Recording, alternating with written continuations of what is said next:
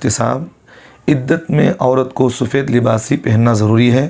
اگر سفید لباس نہ ہو تو نیا لے کر بنانا ضروری ہے۔ پرانے کپڑے گہرے اور خوش رنگ ہو تو استعمال کر سکتی ہیں نہیں۔ سوال کرنے والے محمد سیف بنگلور سے۔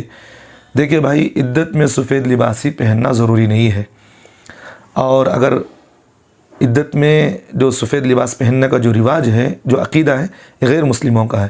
غیر مسلموں کے اندر عقیدہ یہ ہے کہ اگر کسی عورت کا شوہر کا انتقال ہو جائے تو وہ عدت میں سفید لباس پہنے گی، اس کے علاوہ رنگین لباس نہیں پہن سکتی۔ حالانکہ شریعت میں یہ ہے کہ اگر سفید لباس پہننا چاہے تو سفید بھی پہن سکتی ہے، سفید لباس اگر نہیں ہے تو رنگین کپڑے بھی اگر عورت پہننا چاہے تو پہن سکتی ہے، اس میں شان کوئی بات نہیں۔ البتہ ایسے کپڑے جو خوشنما اور بھڑکدار، جیسے چمکیلی کپڑے کہتے ہیں، اور خوشنما کپڑے، یہ نہیں پہن سکتی۔ اس کے علاوہ سفید کپڑے پہن سکتی ہیں۔